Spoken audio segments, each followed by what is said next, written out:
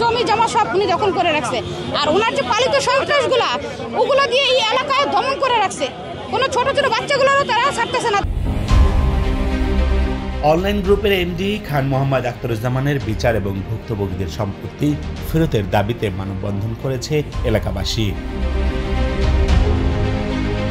গতকাল রোববার দুপুরে ইসিবি চত্বরে অনলাইন গ্রুপের প্রধান কার্যালয়ের সামনে এই মানববন্ধন করে ভুক্তভোগীরা। এখন আমলিক আইসে পরে আবার আমাদের নিয়ে বাহানা করে যে আমরা আমলিক করি, এই করি, সেই করি।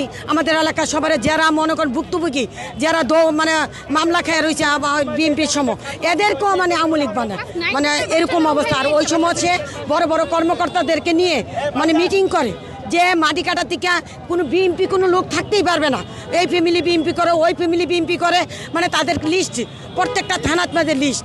এ সময় ভুক্তভোগীদের মধ্যে অনেকেই অভিযোগ করেন অভিযুক্ত আক্তার জুলাই বিপ্লবের সময় সরাসরি ফ্যাসিবাদের সঙ্গে যুক্ত ছিল। এমনকি ইসিবি চত্বরের বিভিন্ন দোকানপাট দখল করে নিয়েছেন তিনি। এছাড়া শত শত কোটি টাকা ব্যাংক থেকে লুটপাট ও বিদেশে পাচার করেছেন তিনি। আওয়ামী লীগের শাসনামলে তার ভয়ে কেউ কথা বলতে পারত না। সাবেক স্বরাষ্ট্রমন্ত্রী আসাদুজ্জামান কামালের ঘনিষ্ঠজন হিসেবে পরিচিত ছিলেন তিনি। ভুক্তভোগীরা অভিযোগ করেন বাড়ির কাগজপত্র সব ঠিকঠাক থাকলেও আক্তার ও তার বাহিনী দিয়ে দখল করে নেয় তার সম্পত্তি। এমনকি আদালতের রায় থাকা সত্ত্বেও নিজ বাড়িতে বসবাস করতে পারছেন না তিনি। সাবেক সেনা সদস্যের একজন স্ত্রী বলেন, মিশনের টাকা দিয়ে ইসিবি চত্বরে 2.5% জমি কেনেন তারা। এদিকে 2024 সালে বৃষ্টির কারণে বাসায় পানি উঠলে বাসা ছেড়ে অন্যত্র ভাড়া বাসায় ওঠেন তারা। 2025 সালে 22 জানুয়ারি আক্তারও তার সন্ত্রাসী বাহিনী নিয়ে বাসার সব লুটপাট করে নিয়ে যায়। আইনের সহযোগিতা চাইলে থানা থেকে কোনো মামলাও নেওয়া হয়নি। অনলাইন গ্রুপের এমডি ও উত্তর আওয়ামী লীগের সহসভাপতি খান মোহাম্মদ আখতারুজ্জামানের বিরুদ্ধে বিভিন্ন থানায় একাধিক হত্যা মামলা ও ছাত্র জনতার ওপর গুলি চালানোর অভিযোগ রয়েছে।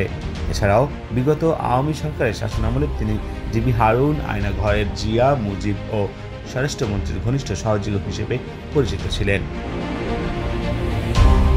গত বৃহস্পতিবার সন্ধ্যায় আইনশৃঙ্খলা বাহিনী তাকে রাজধানীর মোহাম্মদপুর এলাকা থেকে আটক করেছে বলে জানা গেছে। বর্তমানে তিনি কারাগারে রয়েছেন।